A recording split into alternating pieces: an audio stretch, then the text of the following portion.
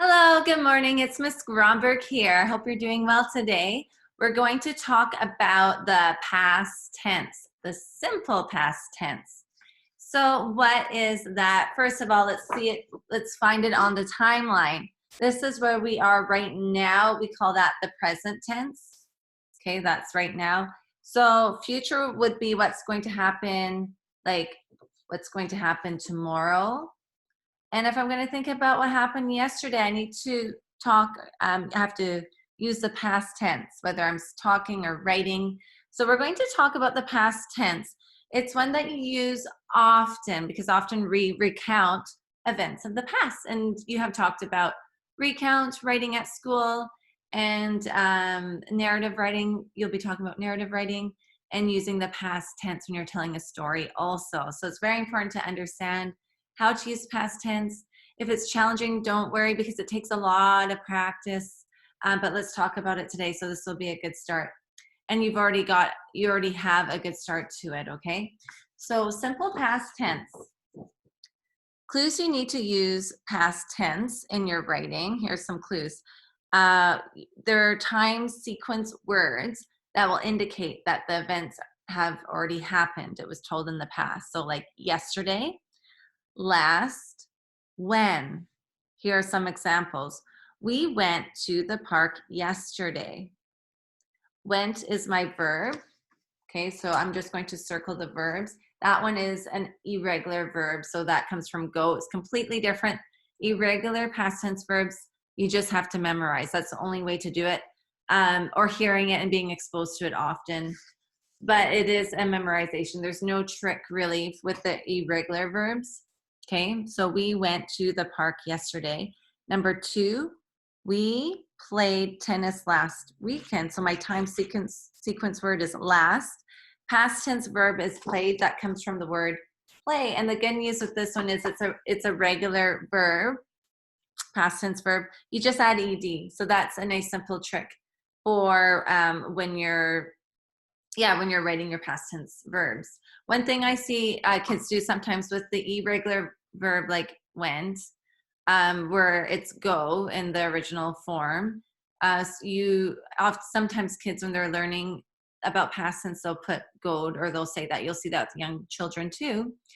And that's a beginning step. So mistakes are actually a good thing because that shows that you understand. You add ed to the end, even though goed is not a word. We don't say I go to the store. You have to use a regular past tense. I went to the store. But once again, that shows understanding that you do need to change the verb when you're making it past tense. So that's a good step. I just want to say that's a positive. Mistakes are made. We all make mistakes, but go with it. I don't want you to be afraid of mistakes like that because that's going to slow down learning. So it's a good thing. It's a part of the learning process. Number 3, I studied French when I was young. So here's my time and sequence word, when, and studied would be my verb. It is a regular past tense verb, but because study is with the Y, take off the Y and I add IED, okay? So I talk about that more in a different lesson. We won't go into that today. So with the regular verbs, you just add ed, like for instance, play becomes played. Okay, irregular verbs, they're various. So for instance, to go would become went. Okay, that's a very common one. That's why I chose that for a past tense irregular verb. That one's a very good one to memorize if you don't know that one yet. So here's the to be verb. I was, okay, in past tense. So I was, he, she was, it was. Then we have you were, we were, they were. Okay, so we notice it's either was or were. A good rule of thumb, typically when it's singular, was, plural, were, you were. There could be more than one you, but there could be one you. So that's where you still would use were, you were, whether it's one or more. But typically a good rule of thumb is use was for a singular count item. So for instance, you could say your key was, so I'm using was, your key was on the table, okay? Or you might say If there's more than one key, often you have a few keys together, your keys were on the table. Okay, then you would use that because that's plural. It's a plural count noun. There's more than one. Okay, so that's another little tip with was and were. And that's also very common. That's why I'm bringing that one up to your attention. We're going to have a little pop quiz to see how well you know your past tense verbs already. So I picked 2 regular, 2 irregular verbs. Okay, so what you can do is count 1, 2, 3, 4. For each one you get right, put a finger up. So I'll let you just do that on your own though, okay? So just keep a count, and then what I want you to do is when you message me, just put how many you got right out of 4. So if you got 1 out of 4, 0 out of 4, 1, 2, 3, 4. And you don't have to write it down. It's just saying it with me, or saying it before I say it actually, to know that you've got it. So I'll give a little bit of wait time. Number 1, I blank my hands already. The word is wash, but you need to change this word wash and make it past tense. I my hands already. You don't say I wash my hands already. You already did this. It's a regular past tense verb. So you remember you just add ed. I my hands already.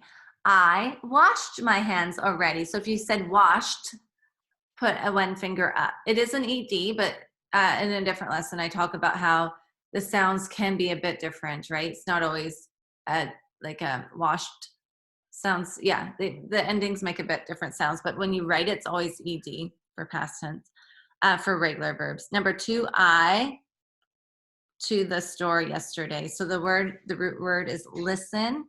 I to the store. I read that word wrong. I to the story yesterday. I, remember, just add ed.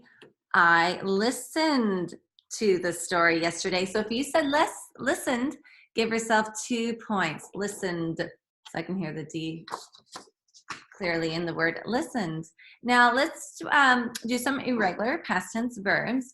And if this is tricky, that's okay, because once again, these are words that you just need to memorize what they are in the past tense, because they're irregular. That means it's like a mystery unless you memorize it. Or maybe you've heard these words lots of times, so you already know it.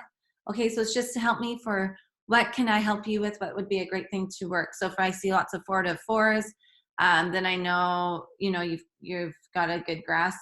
But there's so many irregular verbs, so I mean, this is just a quick snapshot for me to see. So past tense irregular verbs. Number 3, I to the store last week. The word is go. This one's very, very common. So this one's an important past tense verb to memorize. I blank to the store last week. Do you know it? If you said went, that's correct. I went to the store last week. Okay, good job if you got that. That's great. And if you didn't, don't worry. That means we'll just work on it. And number 4, a story last Monday. The word is write. And remember, we're not adding ed, so that's your clue. You're going to change something else. It's an irregular verb. A story last Monday. I wrote a story last Monday. So you have to change the I to an O. And once again, we're not following a certain rule pattern that I can show you for these past tense irregular verbs. They have to be memorized, but you can find a list. There's lots of lists online with the past tense irregular verbs. So if you're not sure what they are, that's a good thing to play games. I like to play a memory game with it. So like if you have the word go, went, if you play memory and you flip them both and you get a match, you get to keep them. So that's an idea. So if you know the game of memory, which we play often at school, this one's that's a great way to help you in a fun way learn the irregular past tense verbs. Okay, so let me know how you did. 0, 1, 2, 3, 4. You can show me a picture, or you could just write what your score is out of 4, okay? Thank you. It was nice to see you today, and until next time, bye for now.